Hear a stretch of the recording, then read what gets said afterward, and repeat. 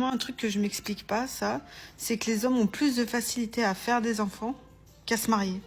Je veux dire, des enfants, ça te lie à vie avec ta femme, avec ta copine, avec ton conjoint, ta conjointe, etc. T'es lié à vie, que tu le veuilles ou non, que tu détestes ou non la personne. Alors que le mariage, demain tu divorces, c'est problème réglé. Si pour la femme c'est indispensable et que l'homme veut pas se marier avec elle, moi je vois pas pourquoi je ferais un enfant avec quelqu'un qui voudrait même pas m'épouser. Vraiment. Et il faut pas me sortir l'argument de ouais, un mariage ça coûte cher. Tu peux très bien signer papier à mairie, ça coûte 0 €. Hein. Le mariage c'est un bout de papier. Hein. La fête du mariage c'est autre chose. Mais voilà, moi ce que je demande c'est l'engagement. Je veux que la personne à qui je vais donner ce corps pour faire des enfants veuille au minima m'épouser. Voilà. Enfin, je sais pas, ça me paraît logique, mais apparemment pas pour tout le monde. Et je trouve ça ouf, quoi. Regardez-moi cette beauté d'ailleurs. Très fière de mon choix. L'argument de la femme ici est purement contractuel. Elle cherche à sécuriser son investissement biologique par un engagement légal. Pour elle, l'enfant est un lien indélébile. Tandis que le mariage est une protection. Elle a raison sur un point. Faire un enfant sans cadre est une erreur stratégique pour les deux parties. Cependant, pour un homme, le mariage moderne est souvent un contrat à haut risque avec peu de bénéfices tangibles. Si tu acceptes le mariage uniquement pour donner ton corps ou satisfaire une exigence de sécurité, tu perds ton levier de négociation. L'engagement doit être le résultat d'une vision commune, pas une condition imposée pour accéder à la paternité. Ne te laisse pas culpabiliser par la logique du simple papier. Ce papier change radicalement la répartition de tes actifs en cas de rupture. Sois clair sur tes intentions dès le départ. Si tu veux bâtir une famille, définis tes propres conditions de sécurité et de respect mutuel avant de signer quoi que ce soit. J'ai posté une vidéo sur le divorce, comme quoi j'avais demandé le divorce, mais que je voulais pas vraiment le divorce parce que je voulais que mon mari me retienne. Ok ? J'ai eu plein de retours, Allah m'abarik, de personnes, d'hommes qui disaient ouais, mais en fait, il a raison, il a accédé à ta requête, il va pas se battre pour toi, il va pas faire ci, il va pas faire ça. Mais excusez-moi, si vous vous battez pas pour votre femme, pour la mère de vos enfants, vous allez vous battre pour qui dans votre vie ? En fait, quel est votre... J'arrive pas à comprendre en fait. Elle vous donne des enfants, elle allaite vos enfants, elle les éduque, elle passe par l'accouchement, elle vous sert, elle vous tient compagnie, elle accepte vos défauts, elle vous a choisi. Concrètement, si pour elle, vous n'allez pas vous battre, vous allez vous battre pour qui ?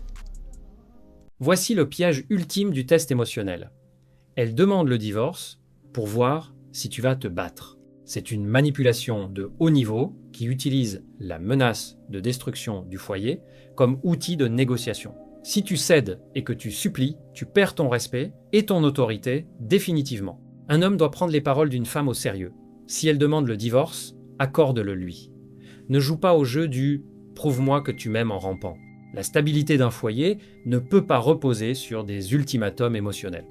Son argumentaire sur les enfants et les services rendus est une tentative de culpabilisation pour masquer son irresponsabilité. Ta mission et ton respect de toi-même passent avant tout. On ne se bat pas pour quelqu'un qui a déjà posé les papiers sur la table. La porte est ouverte, celui qui veut partir doit être libre de le faire sans que tu ne perdes ton énergie à essayer de retenir l'irrécupérable. Les gars, vous avez vu ce qu'un homme brisé est capable de faire. Luka Doncic vient de lâcher 100 points en 24 heures. Et après avoir marqué 60 points contre Miami, Luka est resté assis, silencieux, pas de sourire, pas de célébration. Tout s'est vite effacé, il se rend vite compte qu'en fin de compte, c'est juste du basket. Parce que tout ce qu'il a vécu ces derniers temps l'a vraiment touché bien plus que ce que les gens imaginent. En 2022, sa propre mère le poursuit en justice. En 2024, il passe à 2 doigts du titre et perd en finale NBA. En 2025, il se fait transférer aux Lakers, il perd son équipe, sa ville, tout ce qu'il avait construit et écrit à Dallas dès son jeune âge. En 2026, sa femme le quitte et aujourd'hui, il pourrait perdre la garde de ses filles et la moitié de sa fortune. Tout ça pendant que le monde le regarde jouer comme si rien ne s'était passé. Voilà à quoi ressemble la dépression chez les hommes silencieux. Personne ne nous réconforte, on doit continuer à faire notre travail, peu importe si à l'intérieur on est déchiré. Pendant qu'il gère tous ses problèmes hors du terrain, il continue de dominer. Les Lakers enchaînent 8 victoires de suite avec un Luka qui tourne à 41 points, 9 rebonds, 7,4 passes de moyenne sur cette série. Impossible de ne pas saluer son professionnalisme parce que malgré tout ce qu'il traverse, il continue de performer au plus haut niveau match après match. Le message est clair. Personne ne va te sauver. Performance extérieure malgré chaos interne. C'est la réalité masculine. Mais attention à ne pas confondre résilience et autodestruction. Utilise la douleur comme carburant, pas comme identité. Continuer à performer est nécessaire, mais ignorer totalement l'impact émotionnel finit par te casser plus tard. C'est par les fronts: business, santé mentale, juridique. Protéger ses actifs et ses enfants devient prioritaire quand tout s'effondre autour. Un homme solide reste fonctionnel sous pression, mais il structure aussi ses défenses. Discipline plus contrôle, plus stratégie, pas juste endurance aveugle. Moi, je suis bon Congolais de Kinshasa. Vie calme, relation stable, amour propre. Enfin, stable jusqu'à ce que je commence à remarquer un truc bizarre. Chaque fois que je vais chez Mago, sa petite sœur devient beaucoup trop à l'aise avec moi. Mais genre niveau familiarité premium. Regard long, blague suspecte, sourire version danger public.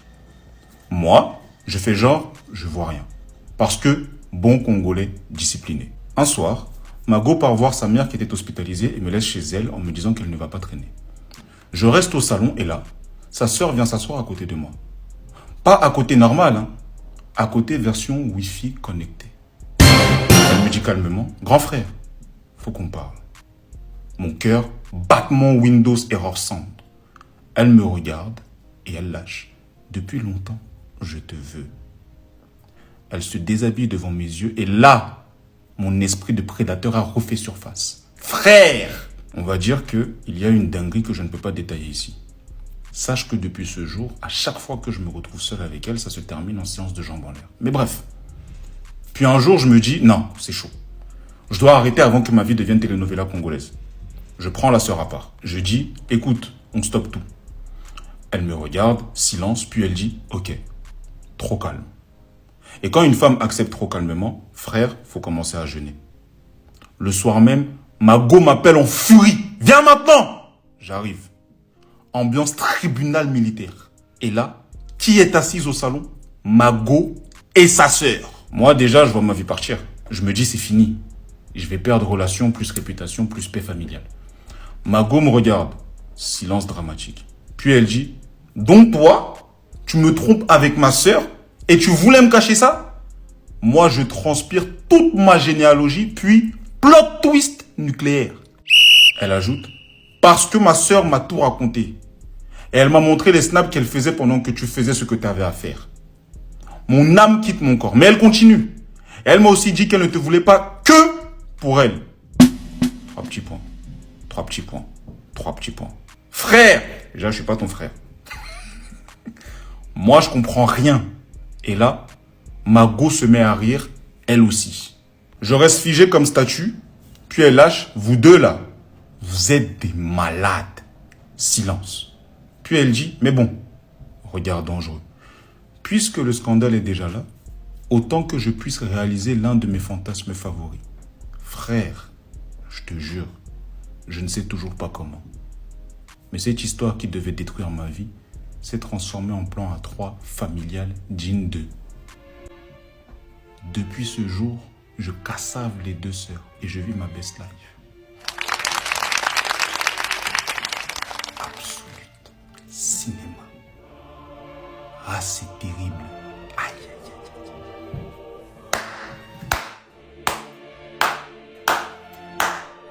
Non, attendez. Non. Commentez? Non. Commentez? Je regarde. Big up. Cette situation est une anomalie statistique, pas une stratégie. Ce qui ressemble à une best life est en réalité un champ de mine. Tu as perdu tout cadre et toute autorité morale. Tu es désormais l'objet d'un fantasme partagé entre 2 sœurs, ce qui signifie que ton pouvoir de négociation dans la relation est nul. Le danger ici est l'implosion émotionnelle ou familiale. Quand le plaisir s'estompera, la jalousie fraternelle ou le jugement social reprendront le dessus et tu seras le seul coupable désigné. Un homme de valeur ne construit pas son foyer sur le chaos et la trahison, même si elle est validée par les partenaires.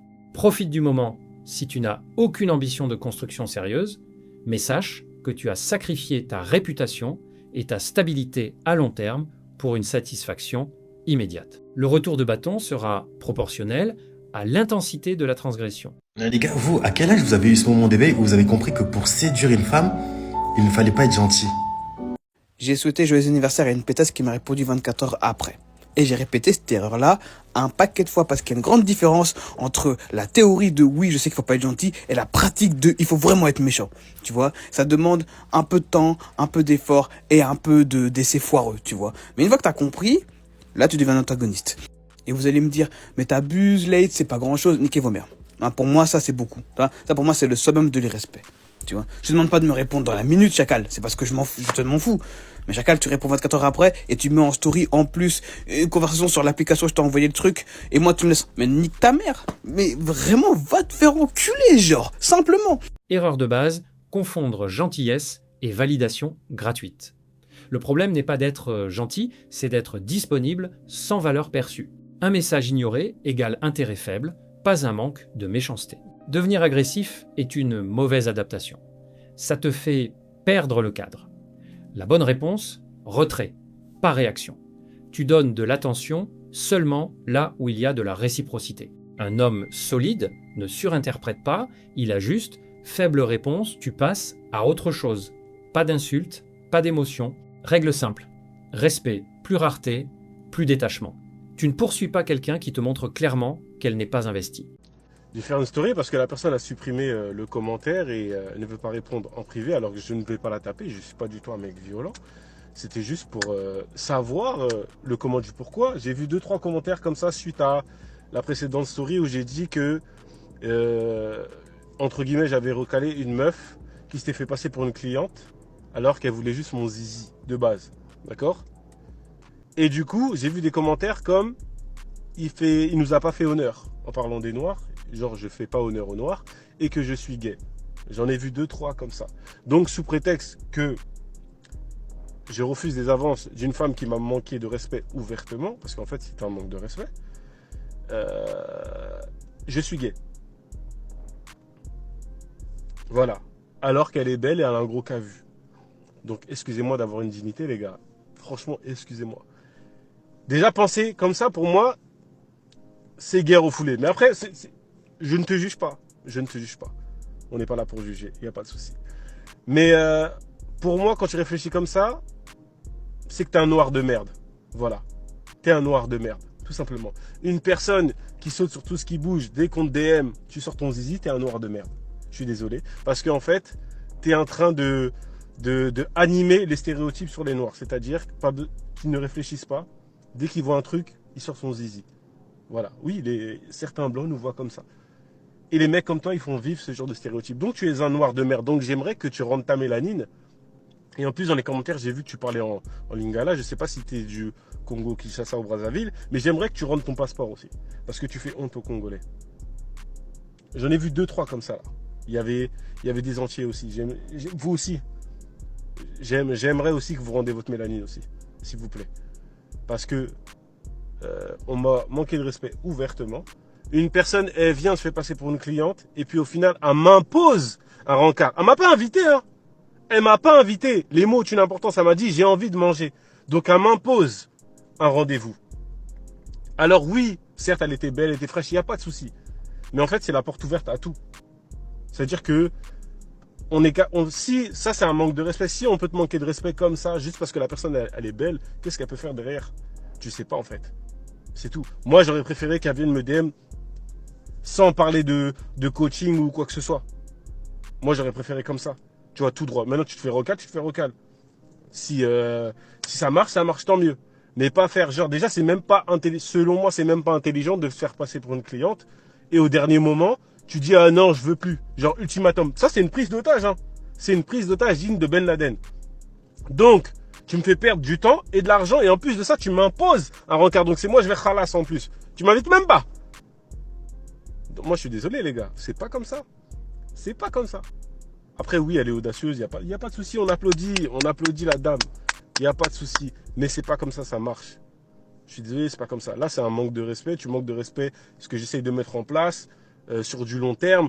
On est là, on a 2 tafs. C'est la bagarre. L'essence est à 2 balles. Tu es là, tu nous imposes des rencarts. Tu dis, je sais pas quoi. Non, je suis désolé, non. C'est pas comme ça. C'est un manque de respect ouvertement. C'est tout. C'est aussi simple que ça. Wesh. Si j'accepte ce genre de choses, je vais accepter tout et n'importe quoi. Et même, t'as même pas réfléchi à ça parce que t'es un noir de merde. C'est ça que tu es. Tu es un noir de merde. Imagine, maintenant j'accepte. J'accepte. La meuf a screen, regardez le coach, nanana, je sais pas quoi. Il dit il est coach, mais au final, t'es un peu mignonne et tout. Nanana, il propose un rencard ou je sais pas quoi. Nanana, on m'affiche. On m'affiche comme un coach pas sérieux. Tu vois ce que je veux dire? Mais ça, t'as pas pensé à ça. Pourquoi? Parce que t'es un noir de merde. C'est aussi simple que ça. T'es un noir de merde. C'est tout. C'est une profession, faut respecter les professions des gens. C'est tout. De la même manière où des gars, ils vont acheter des trucs chez des meufs juste pour voir la meuf, c'est pareil, c'est un manque de respect. Tu manques de respect par rapport au travail, ce que fournit la personne. C'est un manque de respect. Nous, on n'a pas que ça à faire, on s'en bat les couilles, frère. On s'en bat les couilles. C'est tout. Soit tu DM, oui, je veux ça, nanana, tu m'intéresses, nanana, je sais pas quoi. Tu manges ton recal, c'est pas grave. Tu fais une roulade, tu dégages. Y a pas de souci. Personne n'en t'a vu, tu supprimes ton DM. Moi, je m'en bats les couilles, je suis pas une meuf. Tu vois ce que je veux dire? Mais fais pas genre, je sais pas quoi, non. En mode, t'es intéressé. Parce qu'en fait, ça se trouve, là, tu m'as niqué une heure. J'aurais pu faire mon autre taf, j'aurais gagné de l'argent. J'aurais pu prendre quelqu'un d'autre. Donc, encaisser quelqu'un d'autre. Non. Toi, tu me bloques une heure. Tu me fais perdre de l'essence en plus parce que on va sur le rendez-vous, je perds de l'essence alors que l'essence est à 2 €. Et puis après, tu viens me dire 30 minutes, oui, finalement, moi j'ai envie de manger. Tu vois, si la poteau elle avait été intelligente, elle aurait fait sa séance, d'accord? Et après, elle aurait dit, j'ai un petit creux, je sais pas quoi, nanana, il y a pas un truc à manger, je connais pas, vas-y, accompagne-moi. Tu vois? Subtil. Ou elle aurait fait plusieurs séances et tout, si elle était vraiment intelligente. Non. Elle a foncé tête baissée tout droit. Et ben voilà. C'est aussi simple que ça. C'est tout. Donc tous les noirs de merde là. Oui, parce que vous êtes des noirs de merde. Tous les noirs de merde qui sont effrayés par les femmes. Parce qu'en fait, vous êtes des effrayés. C'est ça en fait. J'ai capté, vous êtes des effrayés. Dès qu'une meuf a vous DM, ça y est, vous bandez, frère. Vous êtes des effrayés. Vous êtes incapables de dire non. Vous êtes le même genre de mec. Même si la meuf, elle lui paie pas, il va y aller quand même. Vous êtes des hommes faciles. Des hommes effrayés. Excuse-moi si moi j'ai grandi avec des femmes et que j'ai l'habitude d'être entouré avec des femmes et que ça me fait rien en fait. Ça me fait rien, c'est mon quotidien. Je m'en fiche. Vous êtes des effrayés, c'est tout. C'est aussi simple que ça. Donc, déjà, tous les mecs là qui ont commenté, oui, j'ai vu Makoumé, nanana, Woubi, tout ça. Il n'y a pas de souci, hein. C'est votre avis. C'est votre avis, il n'y a pas de souci. Mais en tout cas, moi ce que je sais, c'est que vous êtes des noirs de merde, déjà pour un. Vous n'êtes pas des hommes, vous êtes des enfants. J'espère que vous avez moins de 25 ans. J'espère vraiment. Parce que pour réfléchir comme ça, il faut être un petit peu. Vous êtes des enfants, des noirs de merde et des mecs effrayés. Et même, je pense que vous êtes des guerres au foulé, mais après, on juge pas. On est en 2026, on juge pas. Voilà. Donc, j'espère que tu vas avoir cette story time parce que tu veux pas répondre. Voilà. Le fond est simple. Cadre et respect. Peu importe l'attirance, une interaction basée sur la tromperie, se faire passer pour cliente, est un mauvais signal. Si tu acceptes ça, tu ouvres la porte à pire. Un homme solide ne se laisse pas guider par l'opportunité sexuelle, il protège son temps, son image et son activité. Mélanger business et séduction sans règle claire égale perte de crédibilité. Autre point, savoir dire non sans se justifier. Beaucoup d'hommes échouent ici par peur de rater une occasion. Résultat, ils deviennent manipulables. Reste calme, pose tes limites et coupe court dès le manque de respect. Le contrôle vient de ta capacité à refuser.